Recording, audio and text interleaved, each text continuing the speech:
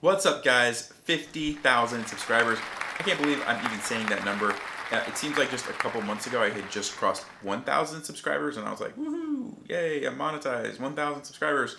And something happened when I hit 5K and then it just like took off and now we're at 50,000. It's nuts. I still remember I started this channel less than a year ago. It's coming up on 1 year though in a couple days. But I went through this season where I would post videos and I would get like 3 views. I think it was like my dad and my wife and like one person. Yanni, if you're out there, shout out to you, man. But no, it's really hard starting a YouTube channel and sticking with it through those first couple months because you spend hours and hours and hours, week after week, creating videos, and you get like I said, a handful of views. And so for those of you who did watch my videos way back then and supported me and left kind comments, and it means a lot. It really did help me stay motivated. So really do appreciate that. For this video, I'm going to be answering questions. So I've got a list of 50 questions. I thought 50K will go for 50 questions. These are questions that you guys asked on my post a couple days ago. So thank you for participating in that. I'm going to answer these rapid fire. I'm going to put timestamps in the description below so you don't have to watch this whole thing if you're not interested in all those random questions. You can just jump around to what you actually want to hear. But yeah, let's get right to it. All right, a couple things before we start. These questions are in no particular order. I did try to choose most of the top rated ones from the post and ones that I just thought were interesting. If I missed one or two here or there, it wasn't intentional, but I may have actually missed one. Also, my kids are playing in the background, so if you hear screaming, shouting, random banging, toys, anything like that, well, sorry, I just don't have any other time to do this video, so I'm just going to go with it, and hopefully it's not too bad. All right, question number 1 and 2 are related. Number 1, when should you learn chess openings? And question number 2 is, what opening should you learn first? So the first one, I think once you hit 1,000 rating, that's a good time to start learning some basics of openings. Don't go crazy with it. Just learn the basics to get you by. Question number 2, what opening should you learn first? Honestly, it doesn't really matter. Pick one, go with it, try it out. At the early stages, you're probably going to end up changing the opening later on in your chess career anyway, so don't overthink it. Just go with something. Question number 3, does high-level chess help with solving problems in real life? I think sometimes yes, if you're dealing with a problem that has a lot of defined rules and there are certain things that you can follow and figure out and strategically make a wise choice, then yes. But in some cases, no. There are things in life that don't have a clear-cut answer. There's a lot of variables that are going to be different for different people, and in those situations I don't really feel like my chess helps me make those kind of decisions. Question number 4, somebody was asking, after they develop the pieces castle, what do they do in a chess game? They don't really know. It's a tough question for a lot of beginners, and what I would tell you is work on your tactics and start to look for tactics.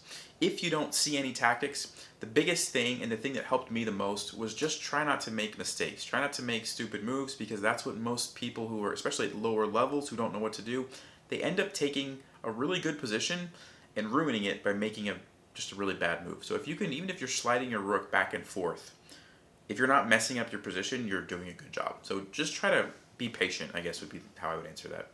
Question number 5, when to study openings and endings? Well, we already talked about openings in the previous question, so I'll take endings in this one.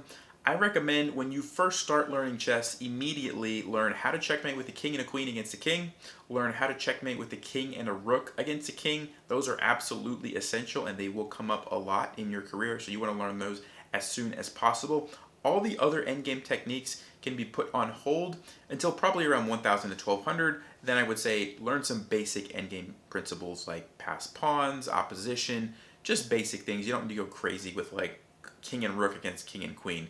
That's an endgame that hardly ever comes up. I wouldn't waste your time on that, but focus on some basic stuff like basic king and pawn endings are going to be pretty useful.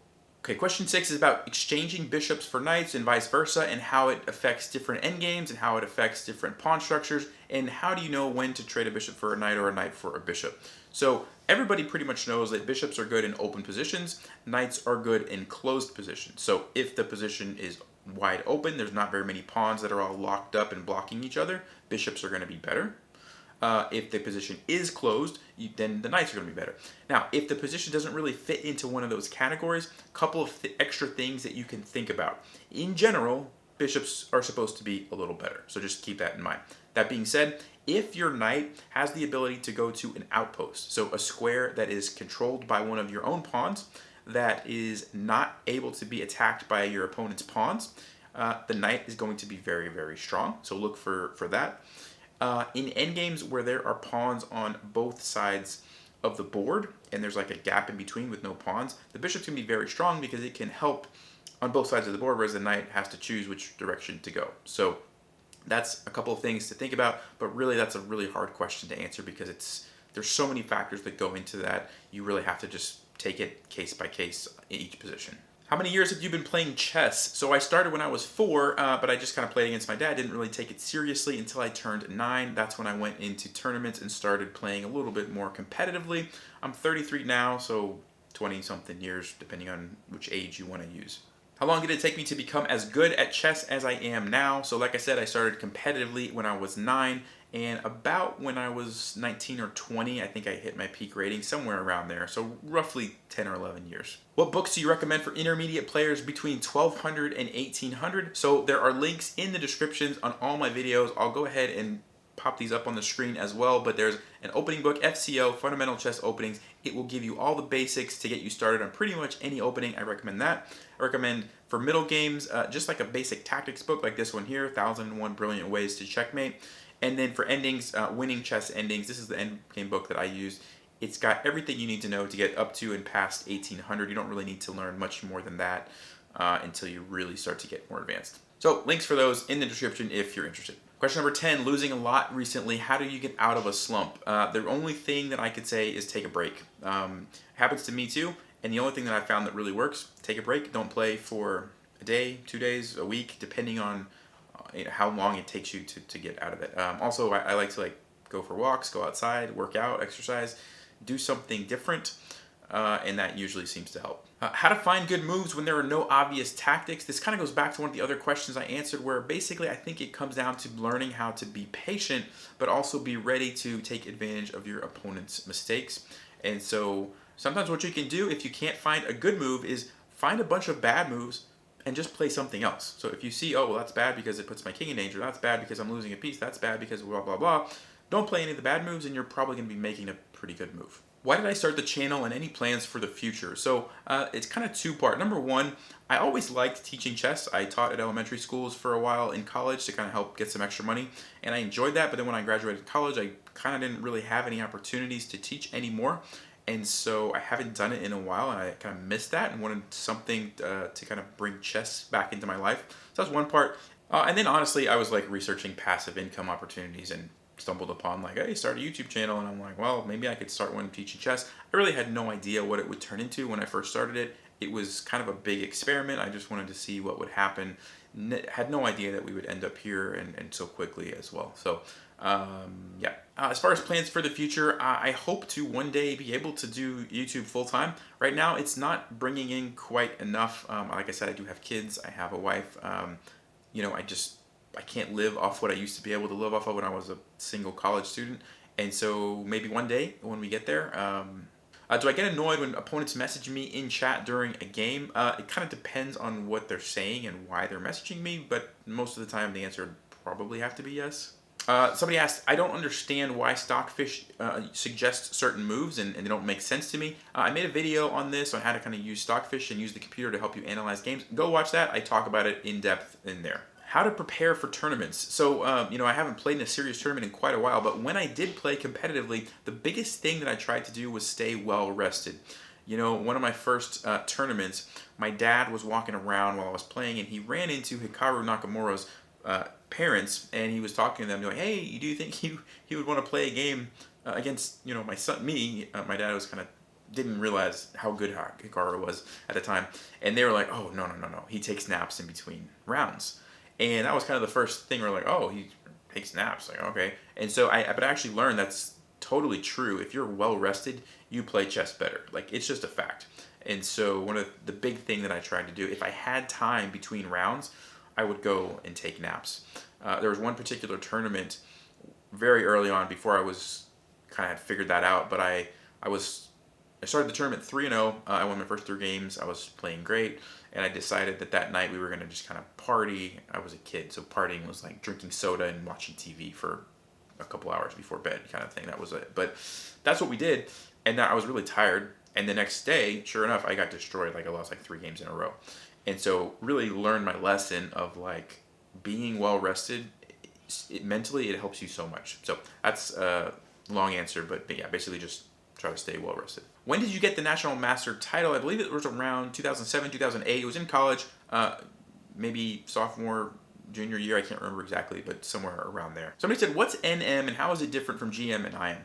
So NM stands for National Master. It just means that you've hit a rating of 2200 in your chess federation. So for me, I'm in the United States. That means my chess federation is the USCF, United States Chess Federation.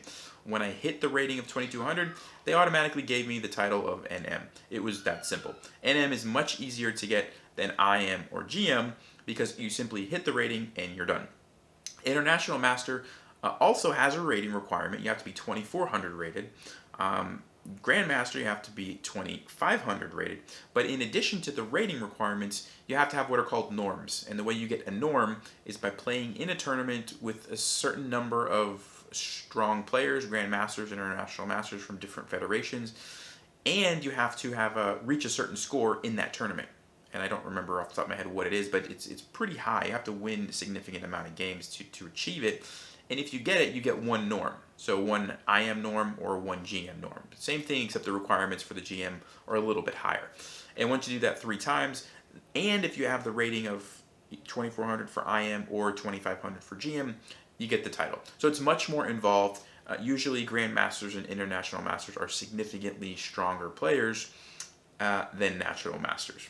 Somebody asked, how long should it take you to reach 1,000 or to reach 1,800 or to reach 2,200? That's kind of an impossible question to answer because people are so different. Everybody is different. If you're extremely talented and very good at learning chess and remembering things, you can probably gain several hundred points, in a couple months. That's not unheard of. Some people it takes a lot longer. So I will just tell you my personal experience. I started out about a 900. The first couple years, I gained several hundred rating points very quickly until I hit about 1,700, and that's when things kind of slowed down. And to get to 2,200, like I said earlier, it kind of took me about 10 or 11 years. Any upcoming projects? The only project that I really have is trying to survive 2 jobs, family, everything, and transition into doing YouTube full-time. So like I said before, that's the goal, but I'm not quite there financially.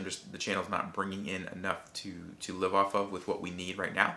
So if you want to support that, you can buy a t-shirt like this one, or we just added a whole bunch of new designs. I spent quite a while coming up with some of these. I think they're pretty cool. So check those out. There's links below the video. You can buy those t-shirts. That helps. Or you can there's a PayPal link on the channel banner. You can click on that and just donate directly.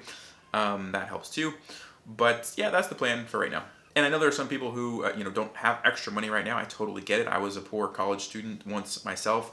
Even just like sharing my videos with people and giving thumbs up and commenting on them helps the YouTube algorithm kind of push the video out to more people. And so that's something that you can do to support me that doesn't really cost you anything. Tips on when to sacrifice pieces in chess. There's really 3 times you want to sacrifice a piece in chess. Number 1, if it's going to lead to a checkmate. So there's some tactics that you sacrifice a queen or whatever, like smothered mate, and it just immediately leads to checkmate.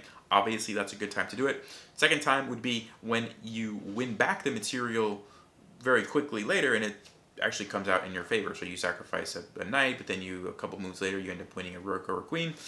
And then the third time, and this is probably what the person's kind of asking about, it is a little bit more tricky, but you sacrifice a piece for some sort of long-term compensation. So an example of this would be when you play a gambit, you give away a pawn for free, but then you get maybe a lead in development, or you get open lines for your pieces, things like that. So you want to make sure you're at least getting one of those 3 things if you're going to be giving away a piece.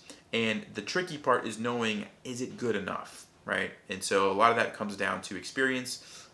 Over time, you'll kind of learn, and also just working on your tactics, and you'll be able to see those mates and those tactical opportunities that lead to winning back pieces. Best books for advanced players. I would say there's not like one particular book that is going to be like life-changing. Some people might disagree with me on this. From my personal experience, what I like to do is figure out what exactly I want to learn. So for example, if I want to learn the Queen's Indian opening and I want to learn it really, really well, I would go and look at specific opening books where it's just talking about the Queen's Indian. I would buy one of those and I would study it in depth, read through the whole thing, learn everything there is to know about the Queen's Indian. If you're struggling with tactics or a particular endgame thing, or I would try to find a book that's really focused on that particular issue, and that's going to vary from person to person. So I don't have one particular book that I would recommend. I would just kind of say figure out what you want and go find something. I like Gambit books a lot. Their series seems to be pretty nice, especially for openings. I've gotten a lot of good Gambit books, but tough question to answer because it really just depends on what specifically you're trying to fix in your game. Do you ever experience rage when you're playing chess and how to handle it?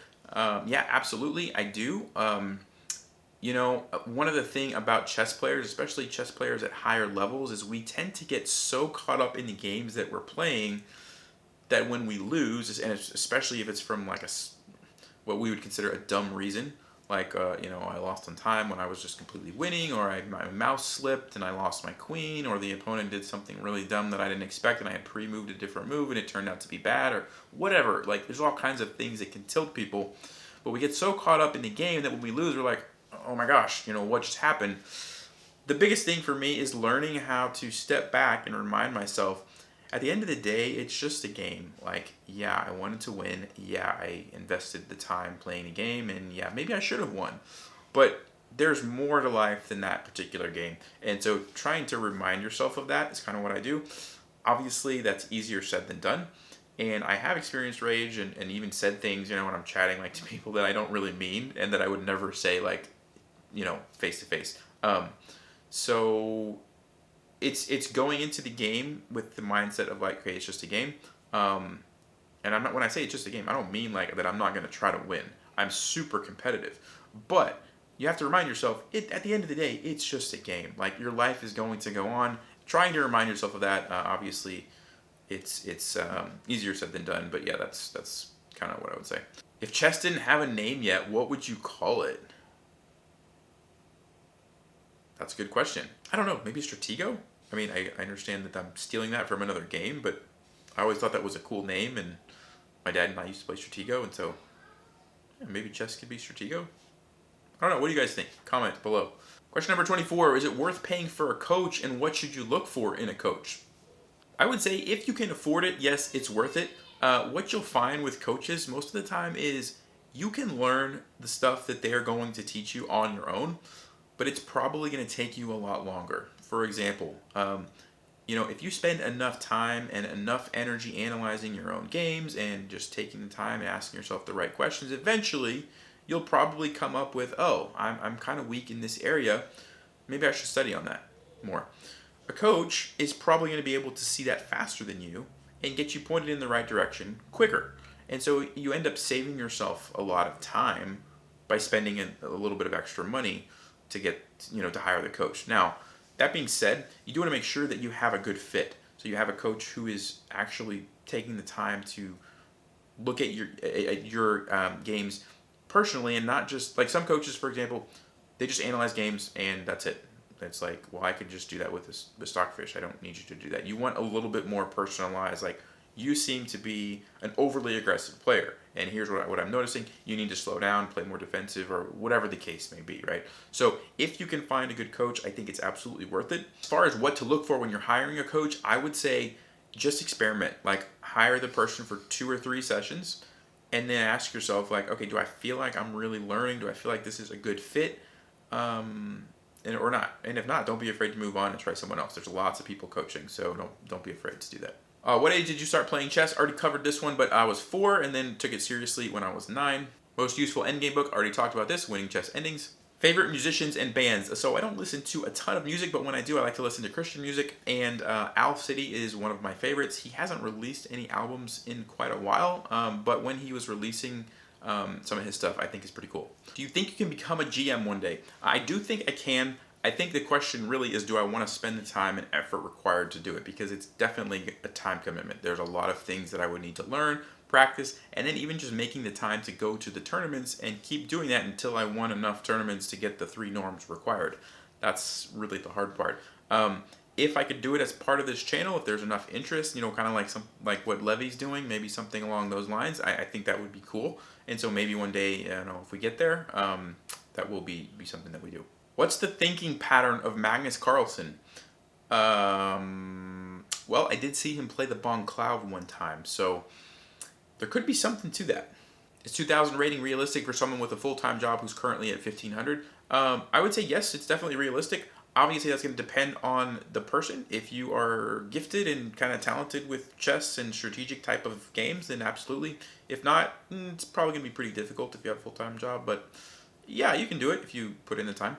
If you checkmate with a discovered check with your rook by moving your king out of the way, is it checkmate with the king or with the rook? Can I say both? How to improve at speed chess with limited time? Improve at regular chess, and you will get better. Specifically, as far as playing faster, there's 2 ways to win a speed chess game. Number 1 is you play with your instincts, so you just kind of like put pieces on good squares and hope that things turn out okay, and you play very quickly, and you win on time. Or the other option is you try to play really good moves and capitalize on your opponent's mistakes, even if you spend more time. And yeah, you might lose some games on time, but if you're winning more than you're losing by like checkmating them, then it's worth it. So there's kind of 2 different strategies. I would say choose one of those and go for it. Am I trying to become a grandmaster? Not currently, but like I talked about earlier, maybe in the future that will be something I take up. What do I do for a living? I'm a software developer. What's the most interesting chess experience you've ever had?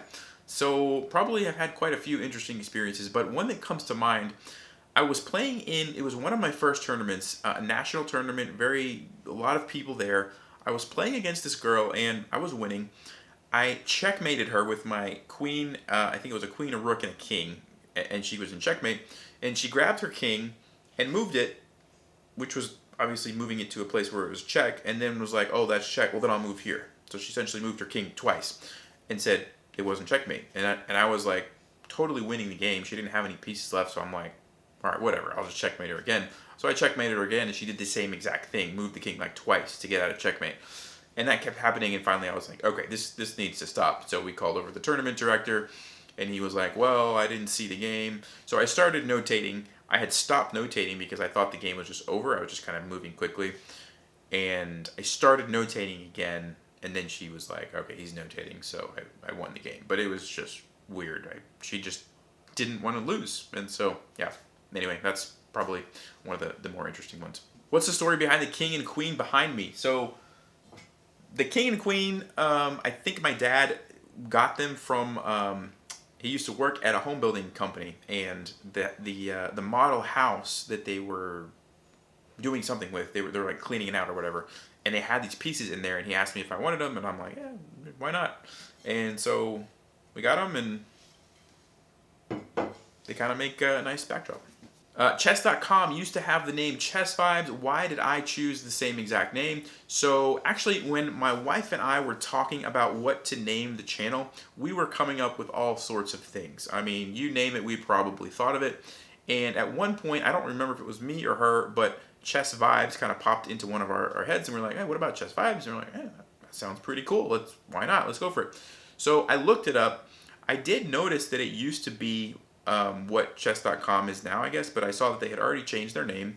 And then I did some more research and found out that YouTube doesn't really care if there's multiple channels with the exact same name.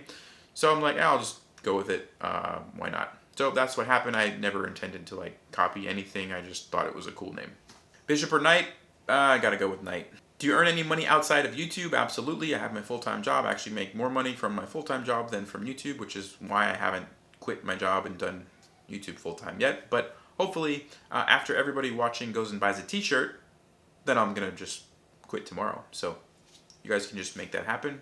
I'm kidding, but not really. What to do when chess gets boring? This is a good question because I know there are some people that play openings that are like the exact same, that are very like, okay, king pawn up, okay, knight out, bishop out. It's like symmetrical positions all the time. I would say learn some gambits, learn some interesting openings, and work on tactics and watch games where high-level players sacrifice pieces to get into really interesting positions. it makes chess a lot more fun. The other side of that coin is just take a break, and I think when you come back a few days or months or weeks or whatever later, it'll probably be more fun. When to push pawns to break things open, very hard question to answer. I guess if your king is safe and your opponent's king is not safe and you want to do it then, that would be one option. Or if your position is too cramped and you need to try to trade pieces and make something happen, that would be another time. But really that's going to depend on the position. How to come up with a plan in the middle game? Go watch this video and try to find one of those things to do. Otherwise, like I said, be patient and wait for your opponent to make a mistake. There's nothing wrong with that. How old were you when you started playing chess? I feel like it's a duplicate question, but maybe I'm just experiencing deja vu. I was 4, and then I played in my first tournament when I was 9. Best way to teach yourself chess, my recommendation is play games and then analyze them with the computer and try to figure out why the computer is saying certain moves. That's going to be super beneficial. Can people late in life still achieve a high level of playing? Absolutely you can. It's not going to be as easy as if you had started as a kid, obviously, but if you put enough time and effort into it, sure, you can totally become a good player.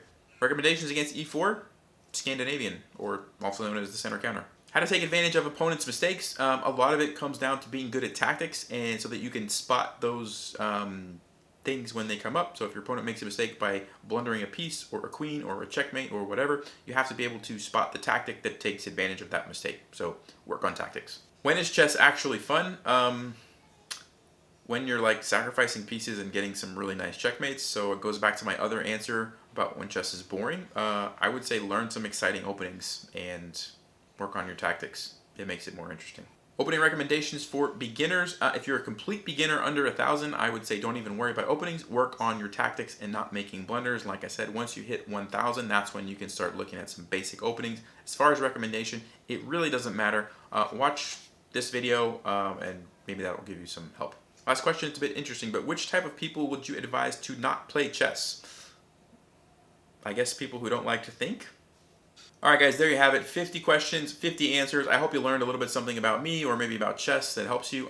Thanks again for all the support. I couldn't have done it without you guys. Again, if you want to support the channel even further so that I can make this my full-time job sooner, one of the best ways to do that is to buy a t-shirt. Like I said, there's other designs besides just the Chess Vibes logo. You go check those out. You click down below the video, there should be some links. Thanks for watching. Really appreciate everyone. Thanks for 50K, and I'm excited to see where we end up in the future. Stay sharp, play smart, take care.